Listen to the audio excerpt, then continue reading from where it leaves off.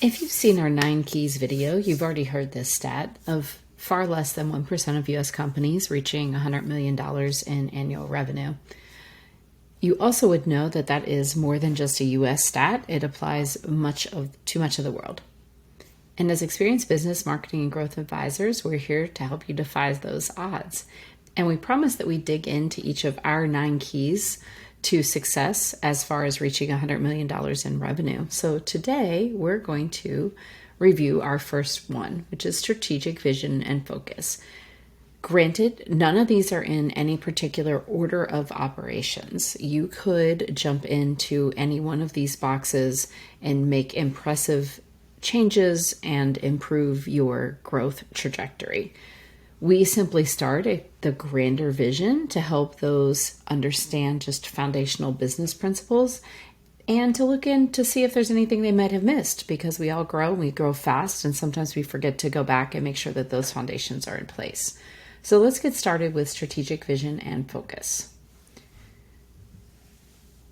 We look at this as vision, mission, values, and map. We're going to go through each one of these today with a little bit of an example of other companies you may have heard of that have aligned in some way, shape, or form, not exactly always conventionally, to at least the vision, mission, and values. We'll also refer to what we consider a map to success to that $100 million. So let's look first at vision. Vision, there are a number of ways to refer to it. If you've heard BHAG, which is big, hairy, audacious goal, compelling reason, what's your why, or sometimes as a 30-year vision, it's just what's the big thing you are doing, the big why you exist. So for Amazon, a company that a lot of us are very familiar with, and that's growing in awareness every day, theirs is to be the Earth's most customer-centric company, and to build a place where people can come to find and discover anything they might want to buy online. So that is their particular vision. That is what compels them forward. So they are constantly looking at this customer centricity. When you think of things that they've attempted to go into in recent years, you might think of like the healthcare. That is obviously something that is not very customer centric, at least not in the U.S. and unless you're in private pay and not most of the world. And Amazon was seeking to change that. And of course, creating a place where people could come and even buy that online. So that is their vision. This is their big kind of, where are they heading? Another way to look at it is for their mission. So they strive to offer their customers the lowest possible prices, best available selection, and the utmost convenience. That is what they're doing every day. That's really what the mission is. It's the more down in the weeds. How are you accomplishing that? So I'm going to go flip back and forth a little bit, but to give you a reminder, if they're to be the most customer-centric company where they can find and discover something they want to buy online, then by offering the best possible prices, the best available selection, and the utmost convenience, they are in fact accomplishing that vision.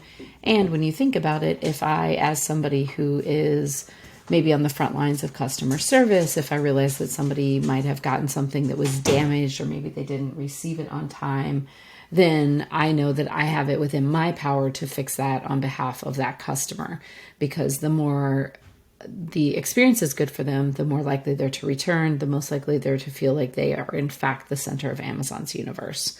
So the mission is what they're doing every day. So mission every day for a different company is being in the business to save our home planet. This particular company is another one of my favorites. It's Patagonia. And Patagonia has done a little bit of an interesting thing with the mission and vision in that they've kind of combined them, if you will. So this is more of a visionary statement. They listed as their mission, but how they back that up is they ended up saying, we appreciate all of life is under threat of extinction. We aim to use the resources we have, our business, our investments, our voice, and our imaginations to do something about it. Now, if you go to Patagonia's website, that is listed as their vision, and this is listed as their mission. I would say in the traditional sense of these definitions, these are swapped, but I will also say, as long as you have a compelling reason forward, a BHAG, a 30-year goal, and then guidance to help people every day know how to approach their work, AKA Nike's Just Do It. They have a very innovation forward mentality. As long as you have those two things, however you label it, you are farther ahead than most of the companies in the small and medium business size. Although most Fortune 500 and 1000s have these things, the more succinct it is, the more often you talk about it, the clearer it is, and the more that everybody up, down, sideways in your organization lives up to it, the stronger of a company you are going to be. And that brings us to our next category, which is values. And I just can't strive this enough. Values matter. Values matter so much. So I'm going to go through these same two companies, the examples of how they approach values. I'm actually going to give an example of our values. And I just want to remind everybody that values matter in more ways than most companies are willing to invest in. So let's look at Patagonia's first. We won't go into deep detail here, but you can see that number one, they've given a very short snippet at the beginning: quality, integrity, environmentalism, justice, and being not bound by convention. Very easy, quick ways to say, like, hey, is this our highest quality, right? Is this what we're talking about? Is that going to really live up to our value of quality?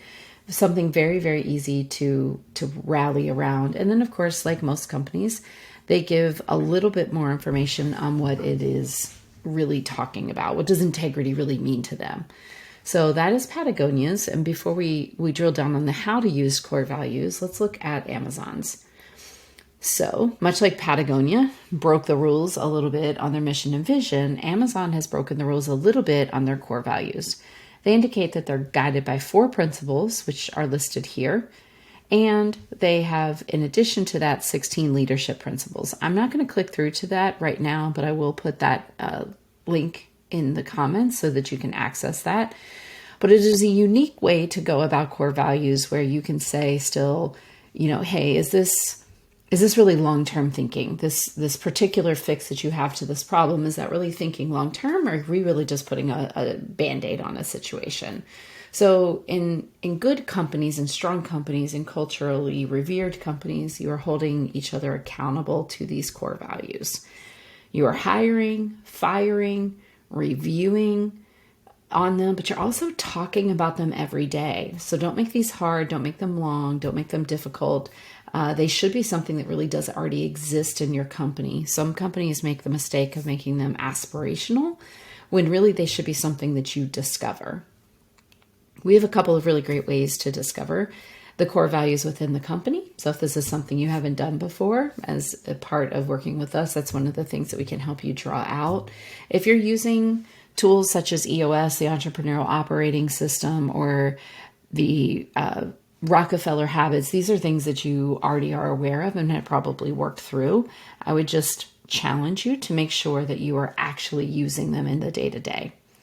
A great way to talk about them in an interview, for instance, is to say, here are our core values. Tell us what is an example of how one of these has played out in your life, prior to this opportunity, as just one example.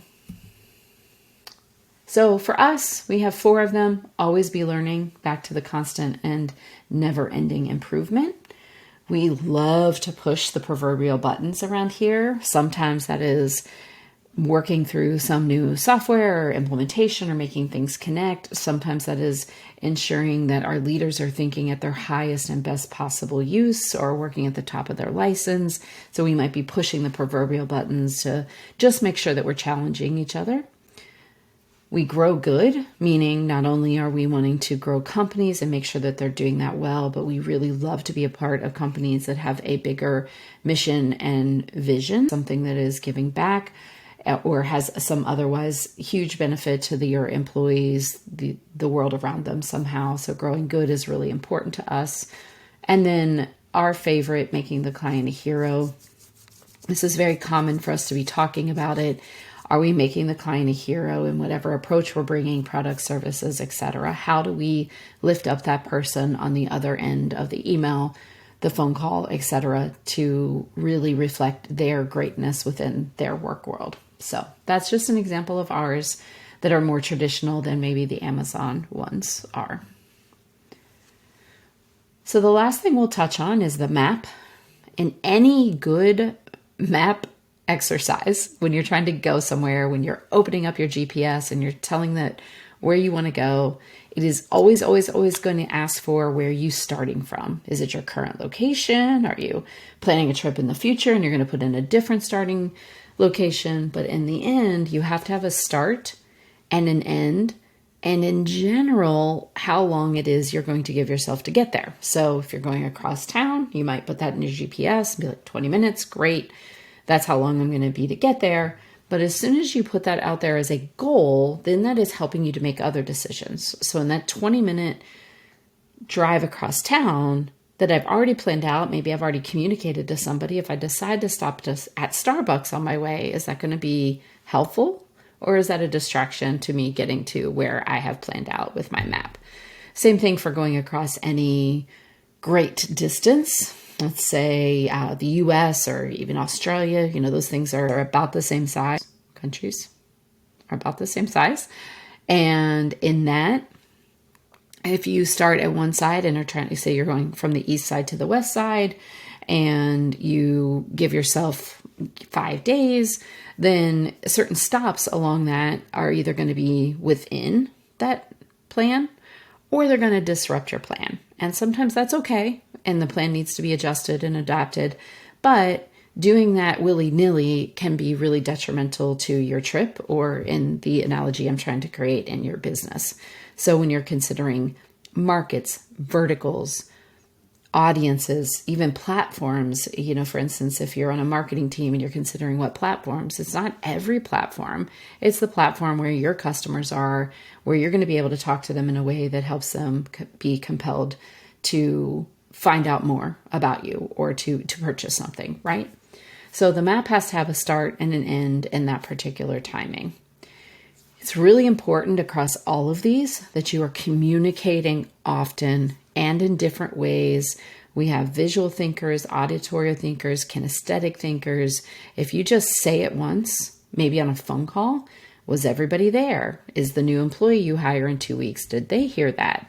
If you only wrote it and somebody is not really good at taking in written information, maybe they need to see something or be a part of a workshop where they really put the pieces together. So depending on the size of your company, the types of employees that you have, and the more distributed they are, if they work from home or from many locations around the world, you have to put more effort than you want to into communicating.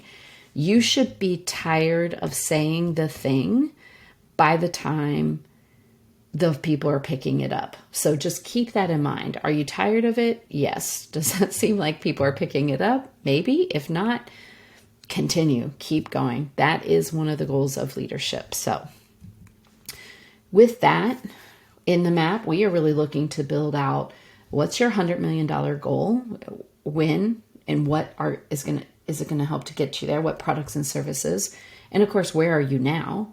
And then we build out with you, if you don't already have, 3-year goals, 1-year goals, and the related quarterly goals. Those should all stack up to the right momentum to get you towards your goals, whether those are 3 years, or maybe you have a $100 million goal within 5 years, but we still always plan out for the 3, 1, and quarterly. And we revisit that every quarter. Remember to over-communicate.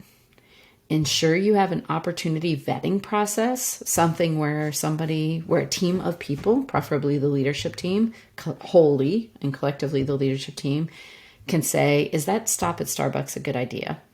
Is buying that company a good idea? How does that enhance and ensure that we are staying on track or quickening our ability to reach our destination?